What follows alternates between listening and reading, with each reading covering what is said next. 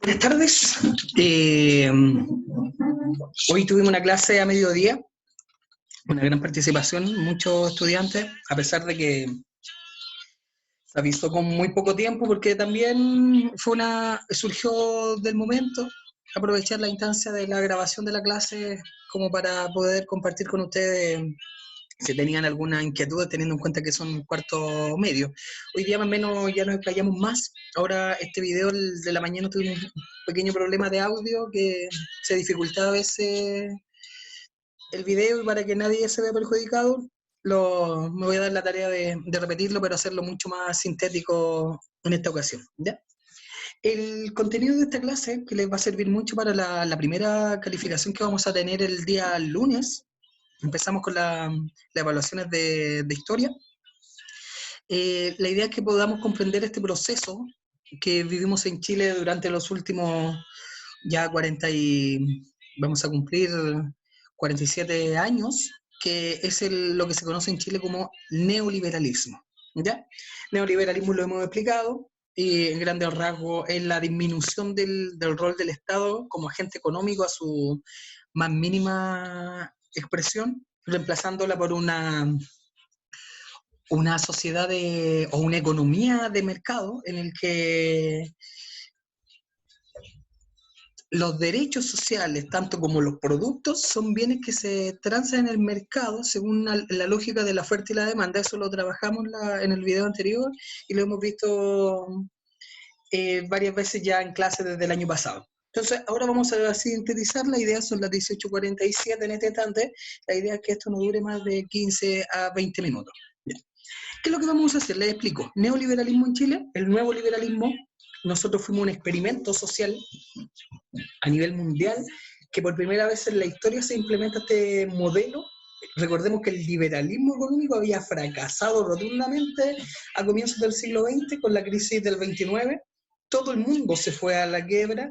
Chile, por ser un país monoexportador y dependiente de la venta de materias primas y compra de productos extranjeros, fue el país más afectado en el mundo. A pesar de que este sistema fracasa, se le ocurre la brillante idea de repetirlo, pero ahora como el nuevo liberalismo. Entonces, se necesitaba un lugar donde implementarlo, y Latinoamérica era el lugar que los teóricos de la Universidad de Chicago fijaron. Y en este caso, Chile reunió las condiciones ideales para implementar esto. Así como en la clase anterior vimos, se becaron a estudiantes de economía de la Universidad Católica que fueron a estudiar en la Universidad de Chicago, para luego estos mismos enseñaran lo que es este nuevo modelo económico, que es el neoliberalismo, que impulsado como el máximo exponente o uno de los máximos exponentes, Milton Friedman. Entonces, estos personajes que fueron a estudiar en la Universidad de Chicago reciben el nombre de los Chicago Boys, ¿ya? Hacen clases en la Universidad Católica, pero aparte de hacer clases, elaboran un documento que se va a denominar se va a llamar el ladrillo, que son las bases económicas para el nuevo Chile que se pretende fundar, ¿ya? Entonces, vamos a dividir esta clase en 3 elementos. La implementación del neoliberalismo en Chile, por eso aquí establecen los Chicago Boys. Posteriormente vamos a ir a lo que es la profundización del modelo neoliberal en Chile, y para terminar con lo que es la crisis del modelo neoliberal en Chile. Entonces lo vamos a dividir en estas 3 grandes etapas. Partimos por la primera, implementación del modelo. Recién decíamos, aquí en Chile por primera vez se experimenta esto. ¿Ya? Somos el primer país en donde se va a probar. Hay algunos que señalan que somos la rata de laboratorio. Sí, podríamos decir que sí. Los Chicago Boys son los personajes los chilenos, entre ellos, por ejemplo, Joaquín Lavín, o el hermano de nuestro actual presidente, Sebastián Piñera, son de los personajes más conocidos, ¿ya? Entonces ellos van a ser los Chicago Boys. Vamos a ver cómo se implementa el neoliberalismo en Chile, ¿ya? Para esto nosotros nos vamos a fijar, vamos a tener 5 elementos centrales que esto pongan mucha atención porque les va a servir mucho para la prueba, pero principalmente para entender lo que está pasando actualmente en Chile. Eso al final es lo principal en este caso, ¿ya? Entonces, ¿qué vamos a tener? Golpe de Estado, doctrina del shock, reformas neoliberales, Constitución de 1980 y el plebiscito del sí y el no, ¿ya? Entonces vamos a comenzar acá con lo que es el golpe de Estado en Chile. Todos saben lo que representa el golpe de Estado en Chile, que es el inicio de una brutal dictadura que va a durar 17 años, desde el 11 de septiembre de 1973 hasta marzo de 1990. Culmina con el proyecto de la Unidad Popular que alcanzó a durar desde noviembre de 1970 hasta septiembre de 1973, o sea, menos de 3 años. Pero este proyecto es un paréntesis. Yo creo que lo que principalmente culmina el golpe de Estado no es con como se pretende hacer entender por la historiografía tradicional, que pone fin al gobierno de Allende. No, pone fin a algo mucho más allá. Pone fin a la intervención del Estado en la economía. Entonces, no es que ponga fin a este proyecto de transición o la vía chilena al socialismo de Allende, que duró menos de 3 años, como recién señalaba, sino que lo que viene a poner acá en fin es el modelo principalmente desarrollista. El golpe militar no vuelve a lo que había previo a Allende. Si es que seguimos esta lógica que señala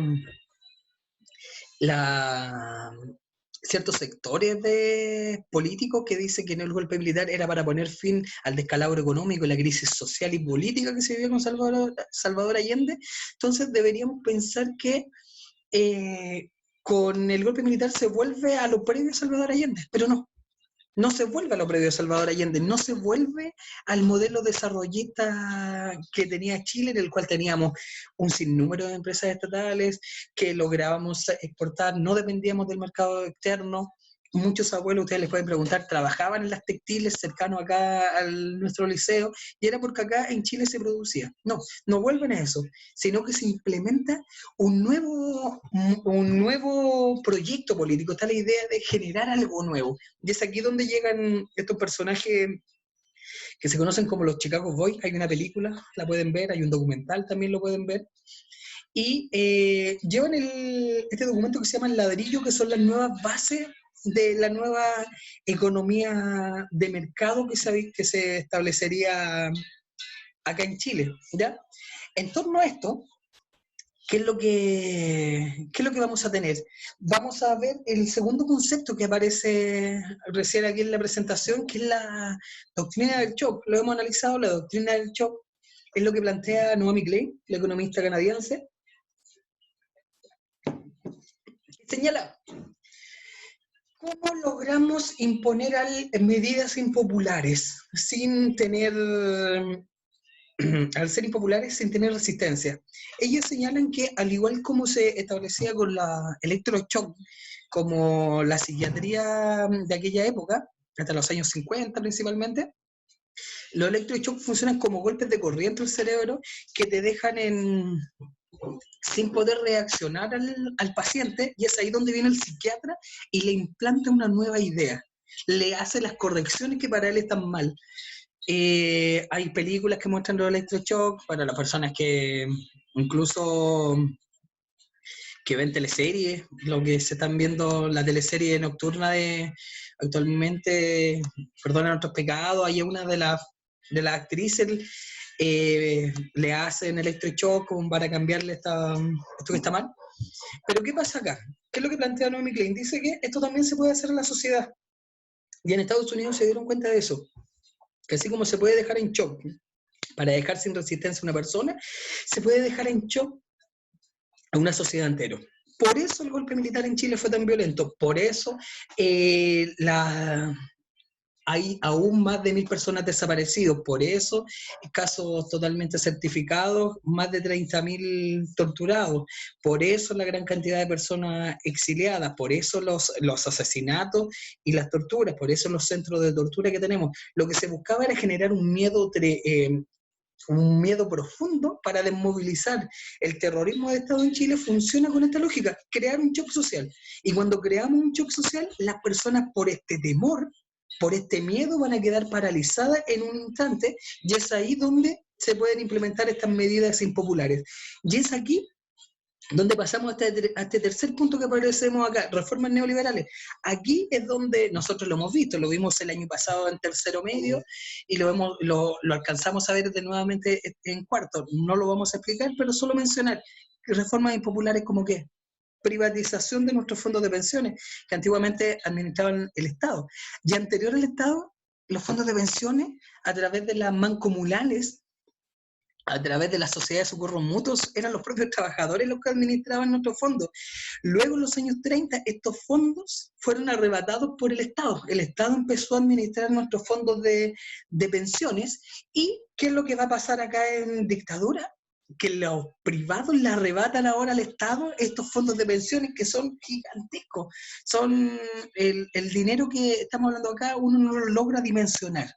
Ya son la base de nuestra economía, que lo manejan ahora los privados, se privatizan grandes empresas estatales, Entel, por ejemplo, Movistar, LAN Chile, por mencionar solo algunas. Ya los bancos, los grandes bancos también le pertenecían al Estado chileno, se privatiza la salud, hay salud que se hace cargo el Estado, y salud que se hace cargo los privados administran los recursos, por lo tanto ahora tú, si es que tienes dinero, puedes comprar como una especie de combo en McDonald's en el cual, ya, yo quiero esta cantidad de porcentaje que me puedan cubrir en exámenes, estos días de hospitalización, y si tengo más dinero me van a cubrir más, si tengo menos dinero les voy a sacar algunos productos. Es un combo igual que en la comida rápida. O si no, la otra opción es solamente cotizar el 7%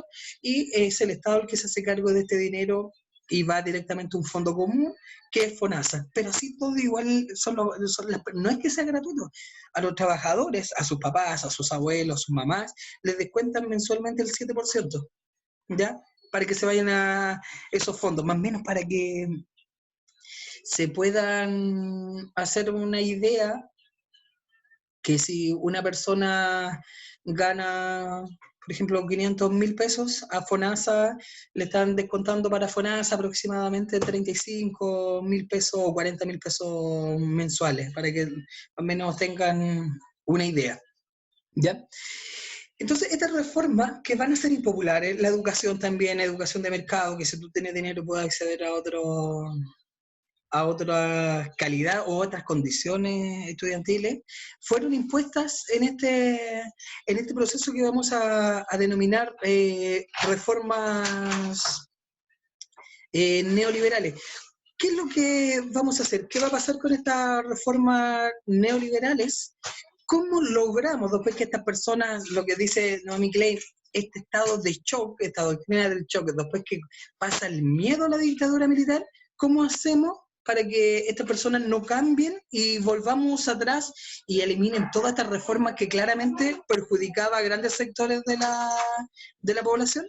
¿Qué es lo que se establece acá? Para eso sirve la Constitución. La Constitución, ¿qué va a hacer? Va a establecer, estas son las normas, estos son los principios con los cuales se va a administrar y se va a regir el país. Por lo tanto, cuando la población, el mundo popular despierta de esta doctrina del shock, ¿qué es lo que vamos a tener? Que ya no se podía cambiar ninguna ley porque estaba todo en la Constitución. Por eso, luego de... Fue en 1980 esta Constitución, ya ahora llegando después de 40 años, no se puede cambiar, hay muchos elementos que no se pueden cambiar. Por ejemplo, estas personas que están enfermas o en condiciones de salud deplorable, o que necesitan, como para comprarse una casa, y ha salido la noticia, quieren retirar los fondos de pensiones, ¿qué les dicen la AFP? No, eso es atenta a la Constitución. No se puede generar ninguna ley que te permita sacar tu propio ahorro. ¿Por qué? Porque atenta contra la Constitución. Ahí ponemos solamente un ejemplo de cómo la Constitución actualmente nos rige en todo. No se puede cambiar este modelo. ¿Ya? En torno a eso, ¿qué es lo que vamos a tener con la Constitución de 1980? Una Constitución sin participación ciudadana, una Constitución hecha en un periodo de terrorismo de Estado. Vimos en la guía anterior lo que eran los elementos económicos de la Constitución. Ahora, este que se puede relacionado con la Constitución.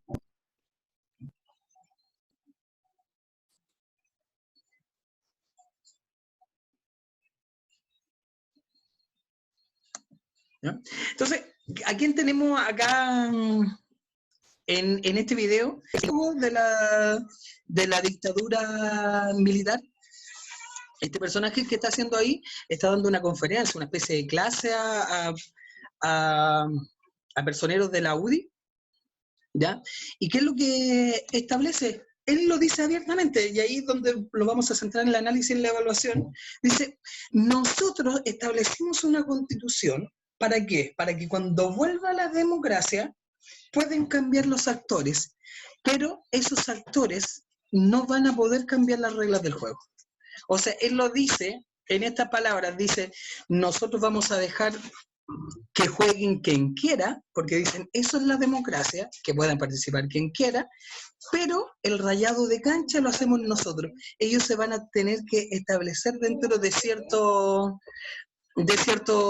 límites, ¿ya? En torno a eso, ¿qué es lo que va a hacer Jaime Guzmán? Va a dejar amarrada una constitución para que las reglas del juego ya van a estar impuestas. Nosotros, 40 años después, todavía no se puede modificar nada del legado económico de la dictadura militar. ¿Por qué?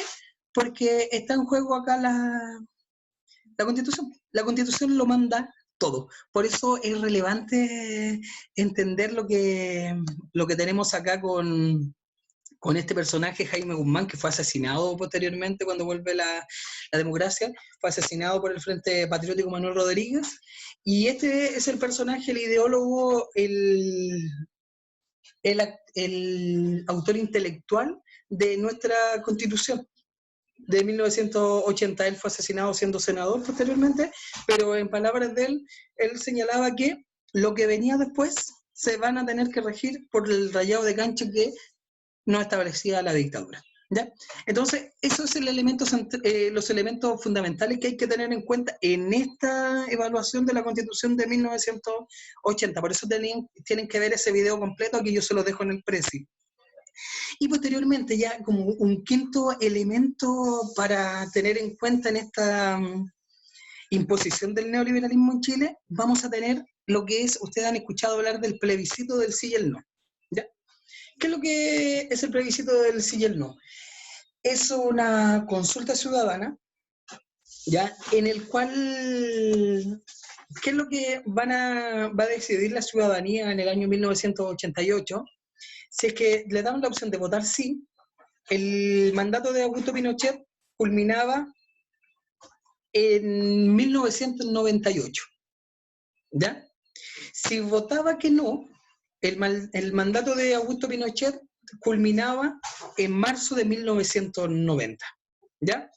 Por lo tanto, se hicieron campañas, hubo conglomerados, por ejemplo, del sí, la UDI, Renovación Nacional, que es el partido gobernante actualmente, ellos apoyaban que siguieran la dictadura militar.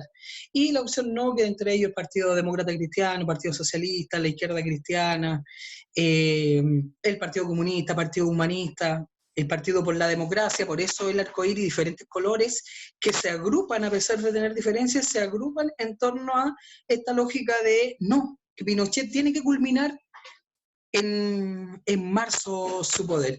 ¿Ya? Es en torno a esto, luego que vienen campaña en los medios de comunicación, vienen las franjas electorales que son muy conocidas. Por ejemplo, ¿qué es lo que podemos observar acá? Que va a aparecer en el video, en el presi, pero esta es lógica. Esta es la campaña del no. Aquí tenemos un video.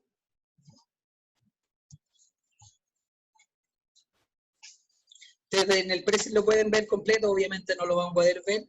Aquí hay un sinnúmero de cineastas y artistas en Chile que se agrupan en torno a la figura del no, la intelectualidad, el mundo artístico apoyó el no. Hay ciertos personajes conocidos que apoyan al sí, como Patricia Maldonado, principalmente como Catherine Salomni, que son como en este instante los más conocidos, o en ese tiempo quien era muy famoso, el papá de Zabaleta, el actor. El papá también era de las personas que apoyaban los Guasos Quincheros, así, pero el mundo artístico principalmente todo apoyando el no. Incluso el actor en aquellos tiempos estadounidense que hacía Superman manda video, participa en la campaña apoyando el no, que terminara la dictadura. Sting, el mundo artístico internacional y nacional se vuelca en torno a esto. El caso chileno era muy conocido a nivel mundial, entonces aquí esto era la campaña, esto es lo que ustedes pueden observar y lo que más uno se recuerdan, le pueden preguntar a sus papás, a sus abuelos, la parte final.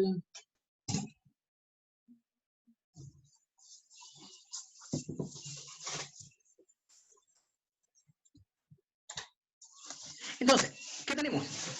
¿Por qué lo ponemos este punto? ¿Por qué lo clasificamos acá en la imposición del neoliberalismo? Ahora viene la parte, la problematización de esta parte final. ¿Qué es lo que vamos a tener? Si bien el triunfo del no puso fin a Pinochet, pero ¿qué es lo que se establece? ¿Por qué se hace el plebiscito? El plebiscito se hace porque Jaime Guzmán elaboró en la Constitución de 1980, elaboró un cronograma. Y en ese cronograma comenzaba a partir de 1982. Decía, Pinochet va a gobernar por 8 años más, desde el 82 en adelante, o sea, hasta 1990, ¿ya? Pero el año 1988 vamos a hacer un plebiscito y las personas van a tener la oportunidad de decir que siga Pinochet hasta el año 1998 como presidente o dictador, o que si ganaba la opción no, Pinochet dejaba el mando en marzo de 1990. Finalmente gana la opción no. Pero ¿cuál es la problemática de esto? Que ahora uno, en perspectiva histórica, podemos analizarla así, y en esos tiempos se dio mucha discusión. Como este plebiscito fue una creación de la Constitución de 1980, una constitución totalmente ilegítima en torno a cómo fue impuesta, ¿qué va a pasar? Que las personas se vieron entre la espada y la pared. Tenemos la oportunidad de terminar sin derramamiento de sangre con Pinochet, pero si vamos a estar aceptando el cronograma que se impone en la Constitución de 1980. O sea, que si vamos a votar, vamos a estar dando legitimidad a la Constitución de 1980. Pero si no vamos, tenemos la posibilidad de que Pinochet siga por largo tiempo más y continúe la dictadura. ¿Qué harían ustedes? Lo complejo de esto es que las personas se decidieron ir a votar, vieron que no podían seguir en dictadura y finalmente votaron y el no ganó con un 55% de los votos versus un 45% de los votos que votaron por el sí, que es un voto menos que se ha mantenido en la derecha hasta el día de hoy, alrededor del 45%, no ha bajado, ¿ya? Pero ¿qué es lo que vamos a tener?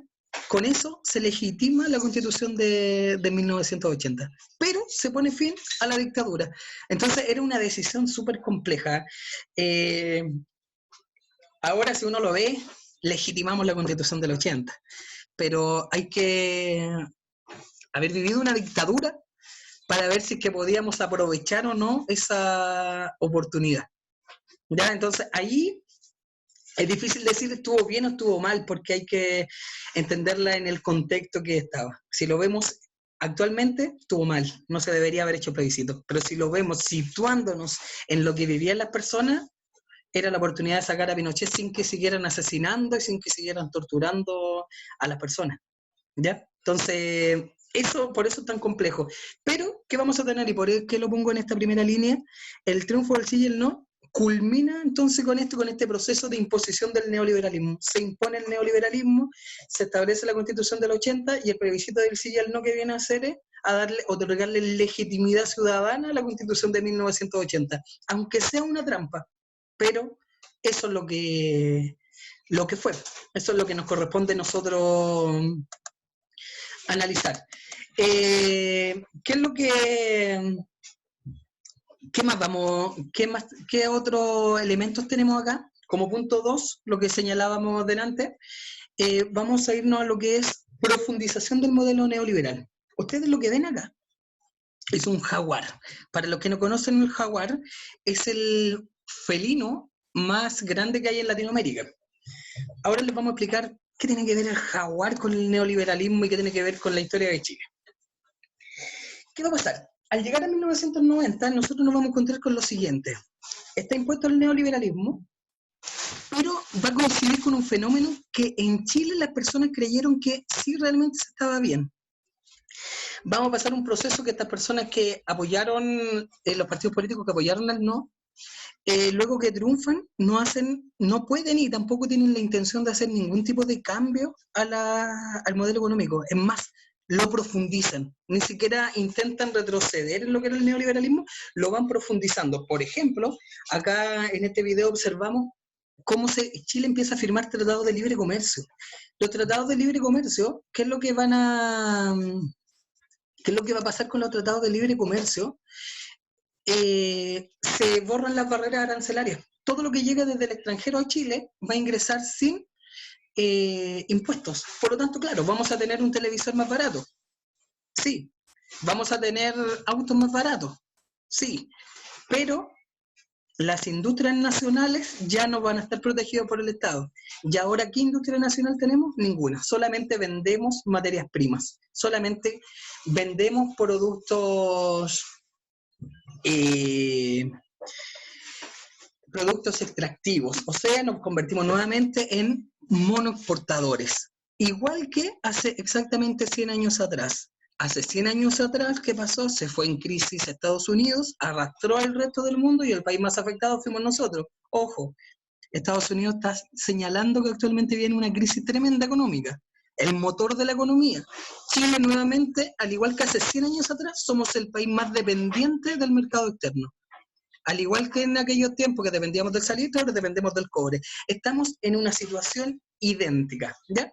¿Qué es lo que hacen los tratados de libre comercio? Eso. Ahora por eso alrededor del liceo no tenemos industria, no tenemos fábricas textiles, su ropa no se fabrica acá, sus televisores son todos japoneses o coreanos, no hay nada que se fabrica acá. ¿Y qué es lo que hace en los tratados de libre comercio? Profundizar el modelo. ¿Qué vamos a tener? La gente realmente creyó que estábamos bien, ¿ya? La tarjeta de crédito.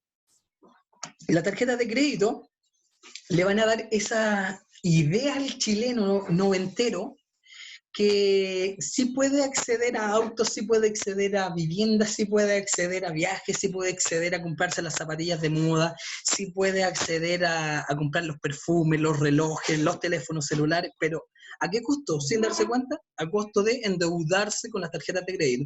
Eso que va a dar la ilusión de que Chile vive bien. Y ustedes, los extranjeros que han llegado acá en Chile, cuando le señalan que Chile está bien económicamente, hay que analizar este punto. Hicimos actividades de analizar el sueldo mínimo para que alcanza, ¿ya? La tarjeta de crédito nos dio la sensación de bienestar económico, pero es un bienestar falso, que no se sostiene. Pero en los años 90 sí se hizo creer. Entonces se genera un discurso que te dice, sí, te empiezan a decir, Pinochet, y lo señalan así, cometió excesos, pero nos desarrolló económicamente. Y eso se empieza a instaurar en las personas, que estábamos bien, que el refundador económico había sido Pinochet, pero esto se veía en base a una ilusión económica a través de las tarjetas de crédito y el sobreendeudamiento de las personas. ¿Ya? Vean ustedes, ¿quién tiene un auto viéndolo, pagándolo en efectivo? Nadie, todo deuda lo que tienen. Incluso los teléfonos que tienen son contratados por planes a 18 meses que van pagando los teléfonos. ¿Ya? ¿Qué vamos a tener? Acá, ¿por qué pongo al Chino Río? Se genera una cultura juvenil que dice, nos traicionaron con el Chile, la alegría ya viene, nunca llegó. ¿Y qué comienzan a decir? Pero parece que estamos bien. Entonces el Chino Río va a popularizar una frase que va a decir, no estoy ni ahí. Yo no estoy ni ahí con nadie. Entonces la juventud que va a ser la juventud no estoy ni ahí. Esa juventud que no le va a interesar la política, esa juventud que va a creer en lo que te dicen otras generaciones que te dicen, no importa quién gobierne, total, yo igual tengo que ir a trabajar, son todos iguales, no me importa la política, son todos corruptos, entonces va a generar un desprecio hacia la política, y un desprecio no solamente a la política, sino que un desprecio al de al lado. Nos vamos a convertir en una sociedad totalmente individualista, ¿ya? Y vamos a comenzar a dejar de lado los valores de comunidad que tenía Chile hasta ese entonces y los vamos a convertir ahora, no, yo me salvo solo, yo me rasco con mis propias uñas, ¿ya? Es por eso que pongo el jaguar. ¿Qué es lo que vamos a tener? Que en aquellos tiempos, aquí observan un jaguar, se señala y Chile se autodenomina, que a mí en lo particular me da vergüenza, el jaguar de Latinoamérica. Éramos los felinos de Latinoamérica. Paralelamente a eso, también nos autodenominamos, por eso está la bandera acá chilena e inglesa, chilenos, dice ingleses de América, nos autodenominamos que éramos los ingleses de Sudamérica. Éramos un país desarrollado en un vecindario de pobres. ¿Ya? No nos merecíamos el vecindario que teníamos. Era muy similar a los que han visto el Chavo del Ocho, a Doña Florinda. Esa es la lógica que se convierte Chile, ¿ya? Una sociedad totalmente arribista, una sociedad totalmente aspiracional, y es por esto, por esta lógica del sobreendeudamiento, de que nos creemos mejor. A ustedes, por ejemplo, ahora se da mucha migración de diferentes países. En los años 90 la migración fue principalmente peruana. Los peruanos lo pasaron muy mal acá. Fueron totalmente humillados por estos chilenos ignorantes que se sentían superior a los demás, que habían creído en el discurso que se imponía desde arriba. Entonces, ustedes le pueden preguntar a sus papás, a sus abuelos, ¿qué pasaba con los peruanos en los 90? Totalmente humillados. ¿Por qué? Por este arribismo en base a la ignorancia que tenía el chileno. Aquí por eso vemos este mapa como que todo el resto de Latinoamérica como que están empujando a Chile, ándate de aquí. ¿Ya? Entonces, acá esa va a ser la cultura que se nos va a presentar en los años 90. ¿Qué es lo que vamos a tener? Ahí estamos con la profundización del modelo. Se va a insistir que los partidos de la concertación no retrocedieron en lo que había impuesto Pinochet, sino que lo profundizaron, fueron profundizando las medidas de la AFP, todo lo profundizó, siguieron vendiendo ya no solamente las empresas públicas, sino que también nuestras empresas de servicios sociales, la concertación con Frey, luego con Lagos, los gobiernos postdictatoriales venden el agua en Chile, Chile es el único país en el mundo con el agua privada, venden las carreteras, por eso nos cobran peaje, venden ahora, ¿por qué se llama Movistar la compañía? Porque en esta época, a mediados de los 90, Frey la vende a los españoles y la convierten en Telefónica y ahora Movistar, Entel pasa a ser privado, ya. Hemos se convierte ahora en Aguas Andinas, Enel, que nosotros conocemos ahora como una empresa privada, que lo damos como por hecho, no, hasta los años 90 era Chilectra Metropolitana en nuestra región y era parte de Endesa, que era la empresa nacional de energía o de electricidad. Se vende todo, se profundizan todas las medidas, todo lo que nos alcanzó a hacer en dictadura lo profundiza el modelo, que lo profundiza, perdón, los gobiernos postdictatoriales. Por eso acá nosotros históricamente tenemos que ver que esto independiente puede cambiar el régimen de dictadura a democracia, pero una democracia tutelada por los militares, ¿ya? Pero en términos económicos sigue exactamente igual y es más, va profundizando. ¿ya?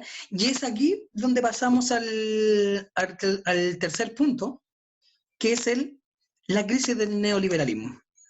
Y con eso, al mediodía, terminamos la clase. ¿Qué es lo que vamos a encontrar con la crisis del neoliberalismo? Miren, acá esta es una imagen del estallido social de octubre del 2019. Dice, el neoliberalismo nace y muere en Chile, ¿recuerdan? Fuimos un experimento. El neoliberalismo, que es hegemónico a nivel mundial ahora, se implementa acá en Chile. Luego en Estados Unidos con Reagan y luego en Inglaterra con Margaret Thatcher, pero aquí es donde se implementa. Por eso ese es el sentido de ese cartel. ¿Qué es lo que vamos a tener acá? Vamos a observar una serie de imágenes que más o menos nos puede hacer una idea de esta crisis. Bueno, vamos a ir, la primera, esta imagen que está acá,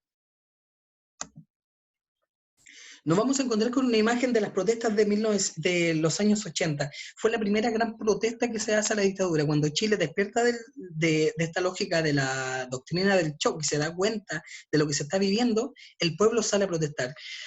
Aquí vamos a eliminar un mito cuando te dicen que la dictadura militar trajo prosperidad económica. No, eso es absolutamente falso. No se puede señalar que trajo prosperidad. Eso es falso y me hago totalmente responsable como profesor. Pero son mitos que van creando la historia. ¿Por qué? Los mayores niveles de pobreza fuera de la gran crisis del 29, que fue catastrófico, se vivieron en Chile en dictadura militar. A partir de la crisis del 83 en adelante. El nivel de pobreza que existía en Chile era absoluto, con tasas de cesantía en el orden del 45%, personas que estaban empleadas pero trabajaban para los programas del gobierno, el PEG y el POG, ganaban actualmente lo que nosotros ahora podríamos señalar en precios actuales 80.000 pesos mensuales. Por lo tanto vamos a tener más de la mitad de la población viviendo sin trabajo o ganando menos de 100.000 pesos. Era una pobreza absoluta. ¿Quiénes nos salvaron? Las mujeres pobladoras, sujetos desconocidos en la historia, a través de las ollas comunes que iban viendo en los pasajes, en las poblaciones, en los campamentos, en las tomas.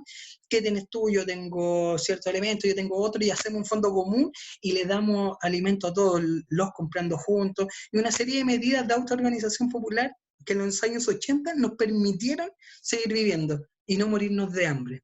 Por lo tanto, un mito que hay que desterrar es que la dictadura militar trajo prosperidad económica, porque eso es absolutamente falso. ¿Ya? ¿Qué otra imagen tenemos acá? Ya posteriormente ya vamos a pasar, ojo, a Pinochet en 1986 sufre un atentado, casi lo matan. El Frente Patriótico Manuel Rodríguez, que no cree en este plebiscito del 88, señala lo siguiente, dice que apela a la figura del tiranicidio, que en la política clásica y a lo largo de los tiempos dicen que si hay un tirano, hay un dictador, el pueblo tiene el derecho a asesinarlo. ¿Ya? Esa es la figura del tiranicidio. Se intentó matar a Pinochet, lo pueden ver en el atentado en el Cajón del Maipo, ¿ya? Intenta matar, es un intento fallido, pero la dictadura estaba tambaleando, no tenía ya apoyo internacional. Un día Pinochet salió a una gira internacional y no lo recibieron en ningún aeropuerto, se tuvo que devolver a Chile, ¿ya? Internacionalmente a Pinochet no lo tomaban en cuenta. Internamente las crecientes manifestaciones populares estaban haciendo tambalear la dictadura. Quizás ahora, analizando lo del plebiscito, si lo vemos desde esa perspectiva, Pinochet de todas formas no duraba mucho más, ya porque ya en las protestas populares acá, la economía, el nivel de pobreza y la situación internacional hacían insostenible una dictadura como la de Pinochet, ¿ya? Pero ¿qué vamos a tener? Que en los 90 lo que veníamos recién, esta imagen de la sociedad del no estoy ni ahí, de la sociedad exitista, de los jaguares de Latinoamérica, de los ingleses en Sudamérica, de los desarrollados en un vecindario pobre, nos vamos a encontrar y vamos a pegar el primer gran bofetazo que podríamos poner como el inicio de esta crisis actual del neoliberalismo, el año 2006. Acá tenemos esta imagen arriba, que son los secundarios. Los secundarios se organizan, los estudiantes de educación media, y establecen lo que se le va a denominar la revolución pingüina, y se observan las imágenes. Miren, antiguamente usaban vestón y camisa blanca, y las mujeres usaban jumper azul y también y blusa blanca abajo. Entonces se le veía siempre, era todo el cuerpo azul y el pecho blanco, por eso les llamaban los pingüinos. ¿Qué va a hacer? Se dan cuenta que en los jaguares de Latinoamérica tenían a los estudiantes de educación pública estudiando se llovía en invierno las salas. En el sur se toman los colegios, después se van dando cuenta en otras regiones, pero yo no tengo vidrios, tengo que pagar por un pase escolar que lo puedo usar de lunes a viernes solamente hasta las 9 de la noche, de marzo a diciembre, tengo que pagar por la PSU, si quiero acceder a mayor calidad tengo que pagar, la educación ya no es un derecho social, sino que es un producto que se transa en el mercado, y estos estudiantes como que se rebelaron, eran los hijos de la generación de no estoy ni ahí prácticamente, de los 90, y vienen a pegar un bofetazo a nuestra sociedad revista, y ¿qué hacen? Se toman los colegios, y todos los colegios públicos son tomados. Nuestro liceo estuvo tomado cuando era colegio Juan Ibarburú, que era colegio solamente de niñas, tuvo tomado el colegio en esta protesta del 2006, con Bachelet estaba como presidenta, y realmente hicieron tambalear al gobierno de Michelle Bachelet, y se da un inicio que es lo simbólico, aparte de que ustedes tengan el pase todo el año, que sea gratis, no paguen por la PSU, hayan existido mejoras en las condiciones, aunque ustedes no lo noten muy bien, pero sí existieron mejoras, se lo debemos a estos pingüinos que vienen a romper con esta lógica exitista y prácticamente ridícula que teníamos como sociedad. Acá tenemos abajo casi la misma generación, que después está en la universidad el año 2011, ya no estaba Chile en el poder, está Sebastián Piñera, y comienza el estallido de los universitarios.